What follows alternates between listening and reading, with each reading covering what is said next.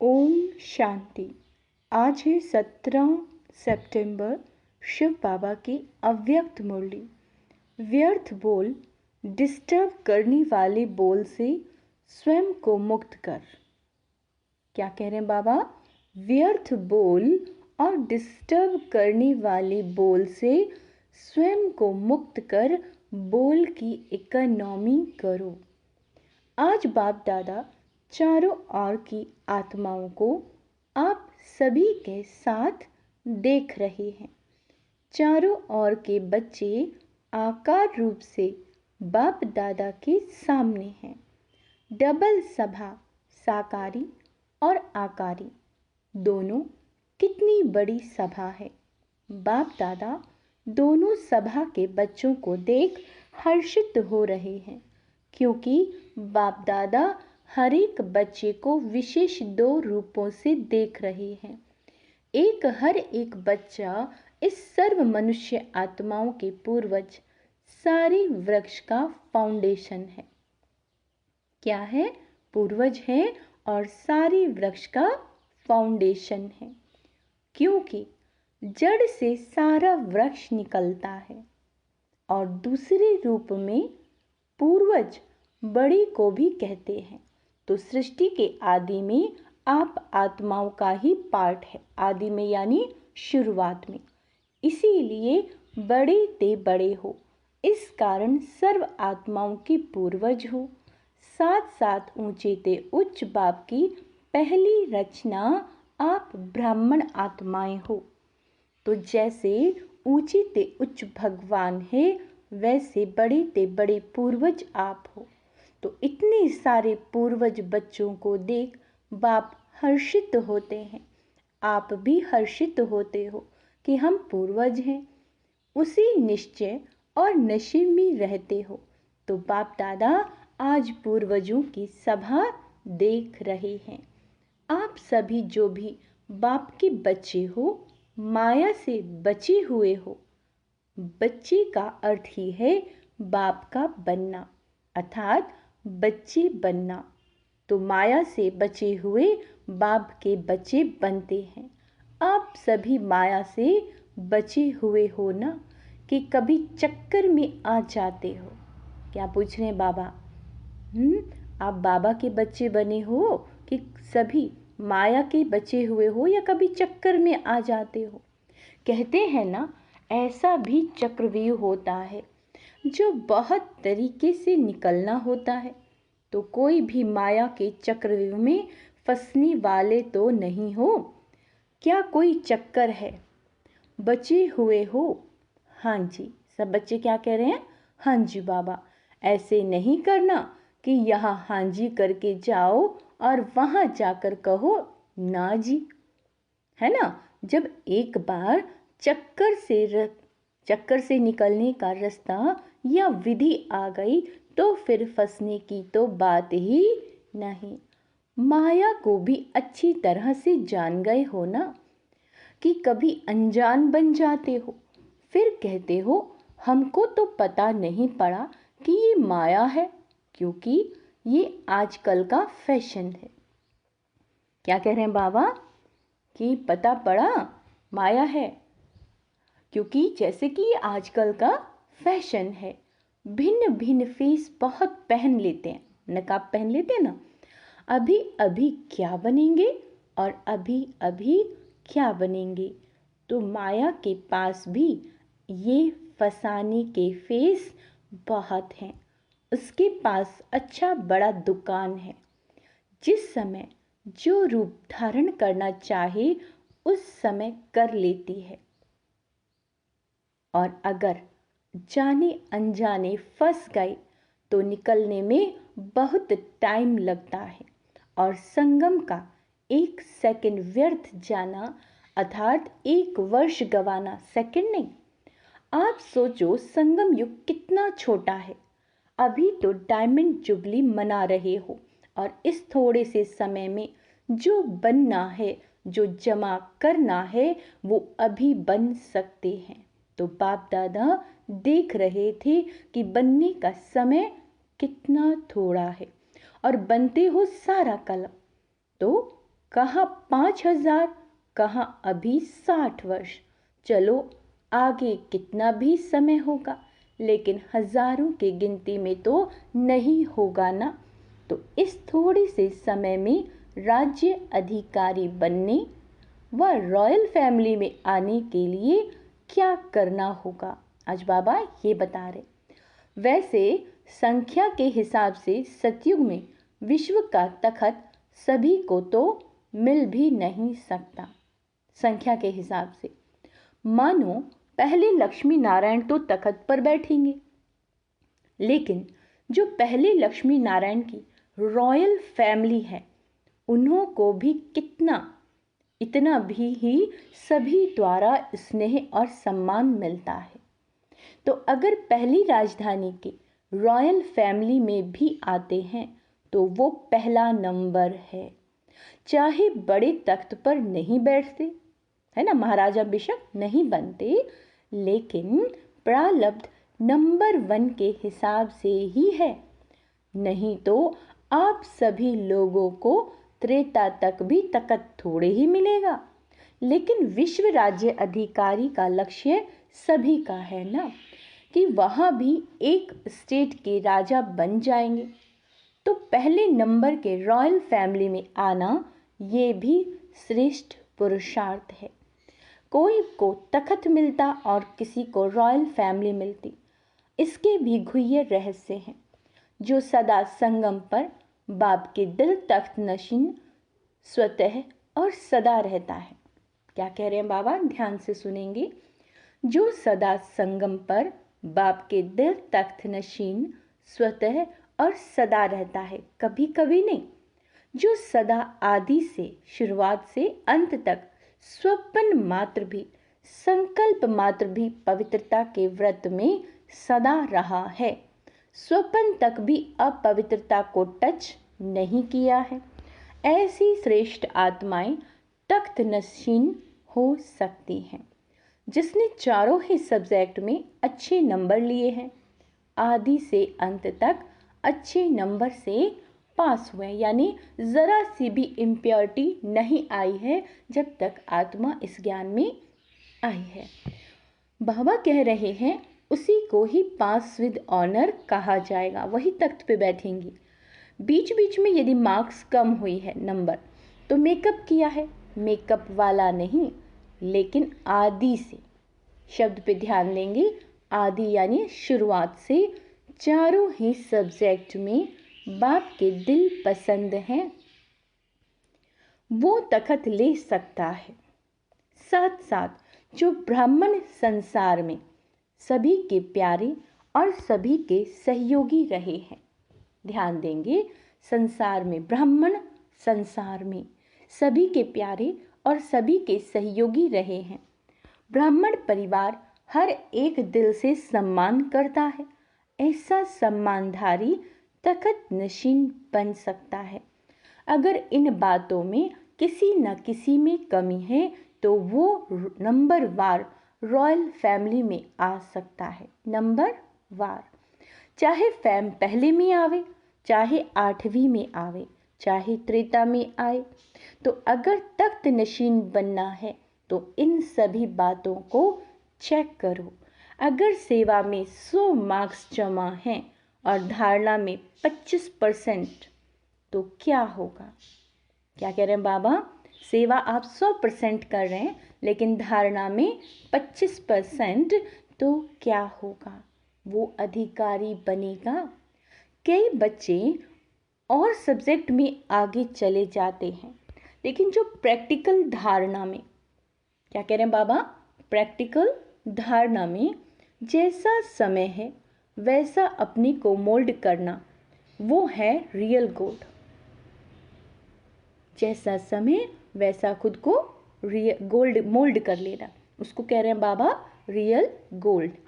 कहाँ कहाँ माया बच्चों से भी होशियार हो जाती है, वो फट से समय प्रमाण स्वरूप धारण कर लेती है। और बच्चे क्या कहते हैं, बाप के पास तो सबकी बातें आती है ना, मानो एक रॉन्ग है और दूसरा राइट है, एक रॉन्ग है और दूसरा राइट है, ऐसे भी होता है कि दोनों तरफ की कोई ना कोई कमी होती है, लेकिन मानो आप बिल्कुल ही अपनी को राइट समझते हो कि मैं ही बिल्कुल सही हूँ और दूसरा बिल्कुल ही रॉन्ग है, तो आप राइट हो और वो रॉन्ग है। फिर भी जैसा समय, जैसा वायुमंडल देखा जाता है, वैसे अपने को ही चाहे समाना पड़ता है, चाहे मिटाना पड़ता है, चाहे किनारा करना पड़ता है। लेकिन बच्चे क्या कहते हैं कि क्या हर बात में, हर समय हमको ही मरना है क्या? मरने के लिए हम हैं और मौज मनाने के लिए ये हैं। सदा ही मरना है, ये मरना तो बड़ा बहुत मुश्किल है। बाबा कहते हैं मर जीवा तो बन गए, मर जीवा तो बन गए, वो तो सहज है। ब्रह्मा कुमार ब्रह्मा कुमारी बन गए, ये भी तो मर जीवा बने ना। ये मरना तो बहुत सहज हो गया, मर गए, ब्रह्मा कुमारी बन गए। लेकिन ये बार बार का मरना, कहा ना बाबा ने मुझे ही सहन करना पड़ता है, मेरे ही साथ ये क्यों होता है। लेकिन ये बार बार का मरना ये बहुत मुश्किल है। मुश्किल है ना। छोटियां कहती हैं कि हमको ही ज़्यादा मरना पड़ता है और बड़े कहते हैं कि हमको ही ज़्यादा सुनना पड़ता है। तो आपको सहन करना पड़ता और उन्हों को सुनना पड़ता। तो मरना किसको है? कौन मरे? एक मरे कि दोनों मरे? दोनों ही मर गए तो बात खत्म, खेल खत्म। तो मरना आता है, यानी कोई आपको बात सुना रहा है तो सुन लो ना। इसी को तो बाबा मरना कह रहे हैं। या थोड़ा मुश्किल लगता है मरना है, थोड़ा सांस हांफता है कि मैं नहीं सुन सकता, मुश्किल सांस निकलता है, तकलीफ होती है कि कोई सुना रहा है और हम सुन नहीं सकते। उस समय जब कोई कहते हो ना कि क्या हमें ही मरना है, हमें ही बदलना है, क्या मेरी ही जिम्मेवारी है बदलने की? दूसरों की भी तो है ना। आधा आधा बांट लो, तुम इतना मरो मैं इतना मरूं। बाप दादा को तो उस समय रहम भी बहुत आता है। लेकिन ये मरना मरना नहीं है, ये मरना सदा के लिए जीना है। लोग कहते हैं ना कि बिना मरे स्वर्ग नहीं मिलेगा, तो उस मरने से तो स्वर्ग मिलता नहीं, लेकिन इस मरने से स्वर्ग का अधिकारी जरूर मिलेगा। इसलिए ये मरना अर्थात स्वर्ग का अधिकारी बनना। डर जाते हो ना, मरना पड़ेगा, मरना पड़ेगा, सहन करना पड़ेगा। तो छोटी बात बड़ी हो जाती है जब बार बार आत्माएं ये सोचती हैं कि मुझे ये सहन करना पड़ रहा है। तो क्या हो गया? किसी भी बात को बार बार सोचते हैं तो वो बड़ी हो जाती है। आप सोचो कोई भी डाकू या चोर है नहीं, लेकिन आपको डर बैठ गया, कोई चोर या डाकू है नहीं और आपको डर बैठ गया कि डाकू है, चोर है। तो भय से क्या होता है? भय से या तो हार्ट ऊपर नीचे होगी या ब्लड प्रेशर ऊपर नीचे होगा।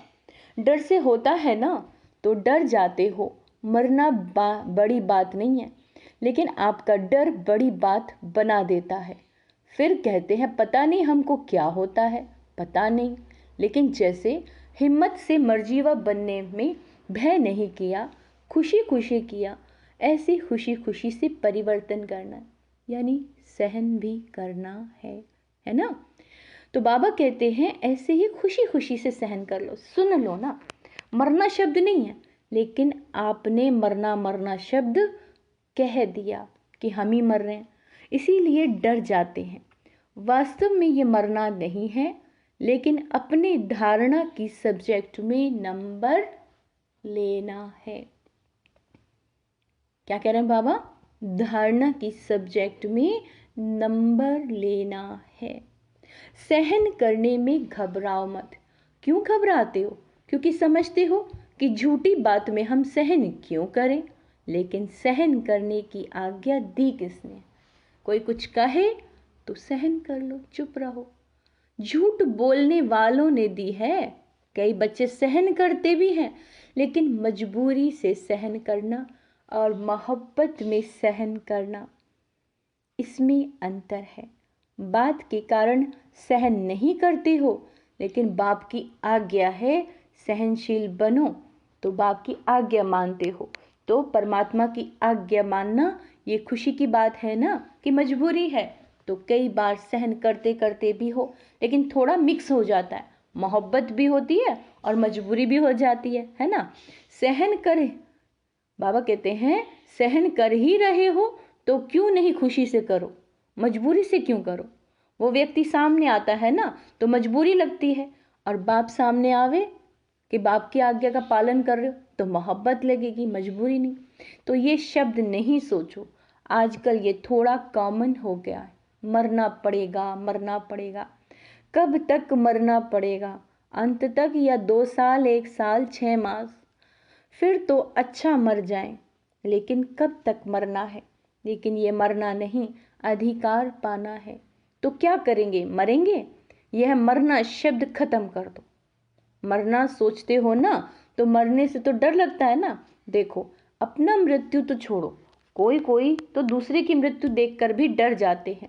तो ये शब्द परिवर्तन करो, अंडरलाइन करेंगे बाबा क्या कह रहे हैं कि ये शब्द परिवर्तन करो।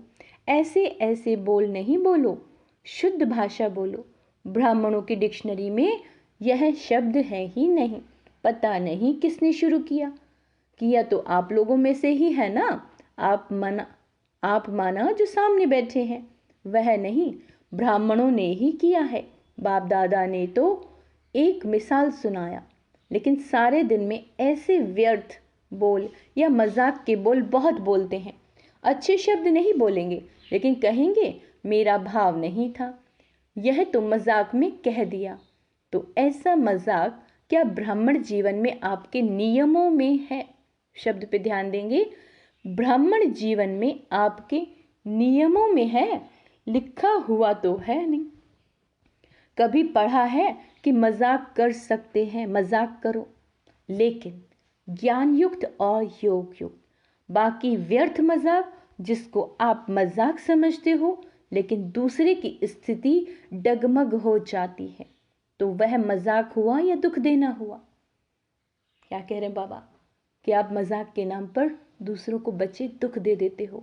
इसीलिए ज्ञान युक्त होकर मजाक करो। अगर कहना भी है मजाक, यानी कोई शब्द कहना है तो उसे ज्ञान से युक्त होकर देना है, कि मेरे मुख से ऐसा कोई शब्द ना निकले कि किसी को दुख हो।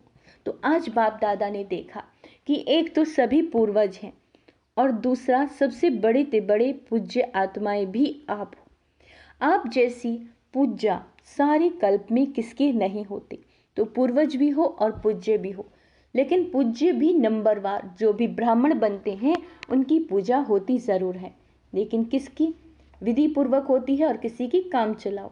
तो जो ब्राह्मण यहाँ भी योग में बैठते हैं, लेकिन काम चलाओ, कुछ नींद किया, कुछ योग किया, कुछ व्यर्थ सोचा और कुछ शुभ सोचा, तो ये काम चला हुआ।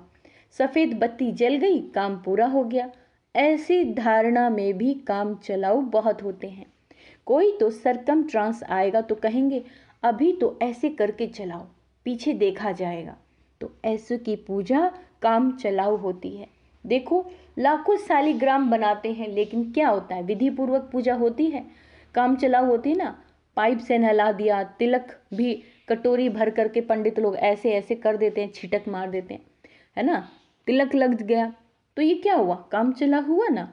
पूज्य सभी बनते हो, लेकिन कैसे पूज्य बनते हो, वो नंबरवार किसकी हर कर्म की पूजा होती है। दातून का भी दर्शन होता है, दातून हो रहा है, मथुरा में जाओ तो दातून का भी दर्शन कराते हैं कि कृष्ण जी आए थे और उन्होंने दातून किया था।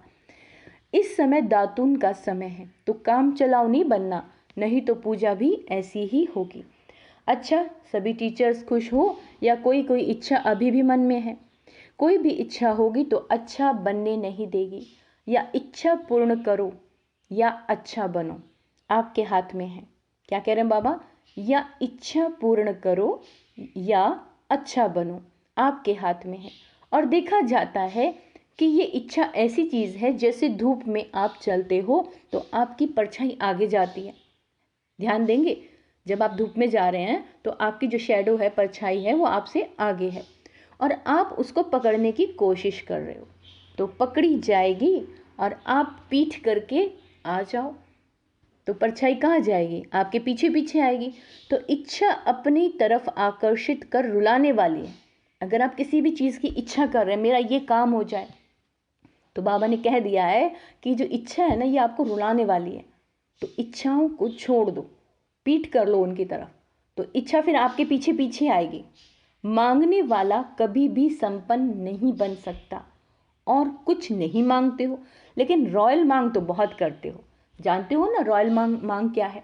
अल्पकाल का कुछ नाम मिल जाए, कुछ शान मिल जाए, कभी हमारा भी नाम विशेष आत्माओं में आ जाए, हम भी बड़े भाइयों में गिने जाए, हम भी बड़ी बहनों में गिने जाए। आखिर हमको भी तो चांस मिलना चाहिए। लेकिन जब तक मांगता हो, जब तक यानी कि आपके अंदर मांगने की कोई इच्छा रहेगी, है ना, तब तक कभी खुशी के खजाने से संपन्न नहीं हो सकते। तो आपको क्या चाहिए? इच्छाएं चाहिए या खुशी चाहिए? ये मांग के पीछे या कोई भी हद की इच्छाओं के पीछे भागना ऐसे समझो जैसे मृत तृष्णा है। इससे सदा ही बचकर रहना है। छोटा रहना कोई खराब बात नहीं है। छोटे रहो, नीचे रहो, स्टेज पे नहीं जा पा रहे, कोई बात नहीं, जहां बैठे हो। कहते हैं ना, जहां बाबा बैठाए, जहां बाबा खिलाए। छोटे शुभान अल्लाह। छोटों को क्या कहा? सुभान अल्लाह। कितना अच्छा बाबा ने आज शब्द दिया है, छोटे सुभान अल्लाह। क्योंकि बाप दादा के दिल पर नंबर आगे है। ठीक है ना? कहाँ है? दिल पर नंबर आगे। इस बात को अंडरलाइन कर ले सभी। स्टेज पे आगे जाना है या बाबा के दिल पर आगे जाना है? अल्पकाल की इच्छा का अनुभव करके देखा होगा, है ना? तो रुलाती है या हंसाती है? रुलाती है ना? तो रावण की आज्ञा है। रावण की क्या आज्ञा है? रुलाओ। आप तो बाप के हो, तो बाप हंसाने वाला है कि रुलाने वाला है? आज बाप दादा विशेष इस पर अटेंशन दिला रहे हैं कि व्यर्थ बोल, अभी इच्छाओं के बारे में बोला, अब बाबा व्यर्थ बोल के लिए बोल रहे हैं कि व्यर्थ बोल जो किसी को भी अच्छे नहीं लगते। आपको अच्छा लगता है, आपको अच्छा लगता है, लेकिन दूसरे को अच्छा नहीं लगता, तो सदा के लिए उस शब्द को समाप्त कर दो। ऐसे सारे दिन में अगर बाप दादा अपने पास बच्चों के शब्द नोट करें तो काफ़ी फाइल बन सकती है। यह अपशब्द, व्यर्थ शब्द, जोर से बोलना, ये जोर से बोलना भी वास्तव में अनेकों को डिस्टर्ब करना है। ये नहीं बोलो मेरा तो आवाज़ ही बड़ा है। माया जीत बन सकते हो और आवाज़ जीत नहीं बन सकते। तो ऐसे किसी को भी डिस्टर्ब करने वाले बोल और व्यर्थ बोल नहीं बोलो। बात होती है दो शब्दों की, लेकिन आधा घंटा उस बात को बोलते रहेंगे। तो ये जो लंबा बोल बोलते हो, जो 4 शब्दों में काम हो सकता है, वो 12-15 शब्द नहीं बोलो। तो आज बाबा ने शब्दों की इकोनॉमी करने के लिए कहा है, कम शब्दों में बोलने के लिए बाबा कह रहे हैं। आप लोगों का स्लोगन है कम बोलो और धीरे बोलो। तो जो कहते हैं ना हमारा आवाज़ बहुत बड़ा है, हम चाहते नहीं हैं लेकिन आवाज़ ही बड़ा है, तो वो गले में एक स्लोगन लगा कर डाल ले रहे हैं। होता क्या है, आप लोगों तो अपनी धुन में ज़ोर से बोल रहे हो, लेकिन आने जाने वाले सुन करके ये नहीं समझते कि इनका आवाज़ बड़ा है, वो समझते हैं पता नहीं झगड़ा हो रहा है। तो ये भी डिससर्विस हो गई। अंडरलाइन करेंगे। अगर आप रास्ते पर कहीं भी जा रहे हैं और कोई दूसरा व्यक्ति आपको ज़ोर ज़ोर से बोलता हुआ देख रहा है, तो वो क्या समझेगा कि ये झगड़ रहे हैं। तो बाबा ने इसके लिए भी कह दिया, ये भी क्या है? डिससर्विस, है ना? कुछ आत्माएं कहती हम क्या बोले ही नहीं। तो बाबा ने ध्यान दिलाने के लिए कहा है कि ये बच्चे डिससर्विस हो रही है। इसीलिए आज का पाठ दे रहे हैं, व्यर्थ बोल या किसी को भी डिस्टर्ब करने वाले बोल से अपने को मुक्त करो। व्यर्थ बोल मुक्त, फिर देखो अव्यक्त फरिश्ता बनने में आपको बहुत मदद मिलेगी। किससे मिलेगी? व्यर्थ बोल से मुक्त होने पर आपको फरिश्ता बनने में मदद मिलेगी। बोल बोल बोलते ही रहते हो। अगर बाप दादा टिप भर के आपको दिखाए ना, तो आपको भी हंसी आएगी। तो क्या पाठ पक्का किया?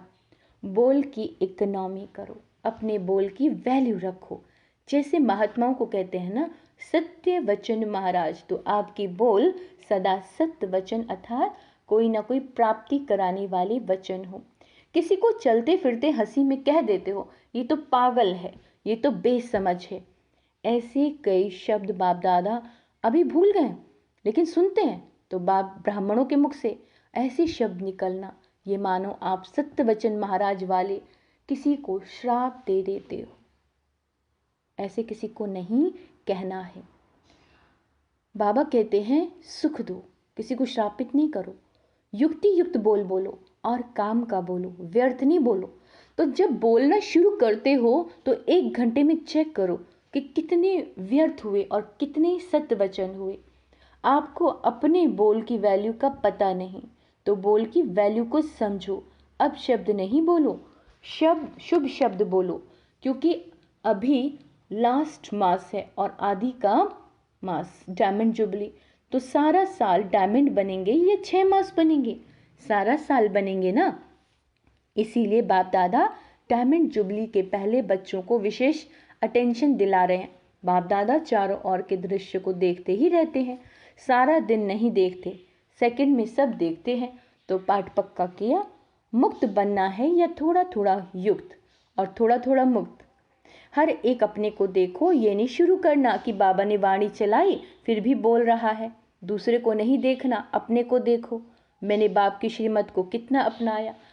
अभी तो 1-2 को देखते हो ये कर रहा है, लेकिन जब अधिकार मिलने में वो नीचे पद में जाएगा तो उस समय आप साथ देंगे, उस समय देखेंगे, उस समय नहीं देखेंगे।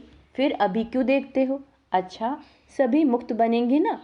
सभी को पाठ याद है? कौन सा पाठ? व्यर्थ बोल मुक्त हैं, याद है? व्यर्थ नहीं बोलना। आज बाबा ने कहा है व्यर्थ नहीं बोलना और इच्छाएं भी नहीं रखनी है। बाबा का दिल तख्त मिल गया, और क्या चाहिए? लकड़ी के तख्त चाहिए? भूल तो नहीं गया? अच्छा, चारों ओर के पूर्वज आत्माओं को, सदा निश्चय और नशे में रहने वाली श्रेष्ठ आत्माओं को, सदा बाप के श्रीमत प्रमाण हर कर्म करने वाली कर्म योगी आत्माओं को, सदा दृढ़ संकल्प से बाप के हर कदम पर कदम रखने वाली फॉलो फादर बच्चों को बहुत बहुत याद प्यार और नमस्ते। डबल विदेशियों को डबल नमस्ते। हम रूहानी बच्चों की रूहानी बाप दादा को याद प्यार, गुड मॉर्निंग, नमस्ते मीठे बाबा, शुक्रिया बाबा, शुक्रिया। आज का वरदान है लौकिक को अलौकिक में परिवर्तन कर घर को मंदिर बनाने वाले आकर्षण मूर्त भव। प्रवृत्ति में रहते घर के वायुमंडल को ऐसा बनाओ जिसमें कोई भी लौकिकता ना हो। कोई भी आए तो अनुभव करे यह अलौकिक है। ये घर कैसा है? यहाँ की सब आत्माएं कैसी हैं? अलौकिक हैं, कुछ खास है, कुछ अलग है, लौकिक नहीं है। ये साधारण घर नहीं है, मंदिर है। तो मंदिर का वायुमंडल कैसा होता है? यह है पवित्र प्रवृत्ति वालों की सेवा का प्रत्यक्ष स्वरूप। स्थान भी सेवा करे। क्या कह रहे हैं बाबा? कि आपका स्थान भी सेवा करे। मंदिर कैसा होता है? एकदम साफ स्वच्छ सुगंधित होता है ना, और वहाँ की वाइब्रेशन कैसे होते हैं? पॉजिटिव होते हैं। तो बाबा कह रहे हैं पवित्र प्रवृत्ति वालों की सेवा का प्रत्यक्ष स्वरूप है। स्थान ऐसा हो, वो भी सेवा करे, वायुमंडल भी सेवा करे। जैसे मंदिर का वायुमंडल सभी को अपनी तरफ आकर्षित करता है, ऐसे आपके घर की पवित्रता की खुशबू आए तो वह खुशबू स्वतः चारों ओर फैलेगी और सबको आकर्षित करेगी। स्लोगन है मन और बुद्धि को दृढ़ता से एकाग्र कर कमजोरियों को भस्म कर दो, तब कहेंगे सच्चे योगी। सूचना, आज अंतर्राष्ट्रीय योग दिवस, तीसरा रविवार है। 6:30 से 7:30 शाम को सभी भाई बहनें योग अभ्यास में अनुभव करेंगे कि मुझ आत्मा द्वारा पवित्रता की किरणें निकल रही हैं और सारी विश्व को पावन बना रही हैं। मैं मास्टर पतित पावनी हूँ। अच्छा, ओम शांति। आज योग का स्वमान अभ्यास करेंगे। मैं सच्चा योगी हूँ। मैं सच्चा योगी हूँ। मैं आकर्षण मूर्त आत्मा हूँ। मैं श्रेष्ठ आत्मा हूँ। मैं कर्म योगी आत्मा हूँ। मैं फॉलो फादर हूँ। जिस भी सम्मान जो भी आपको अच्छा लगे उस पर आज आप पुरुषार्थ कर सकते हैं। ओम शांति।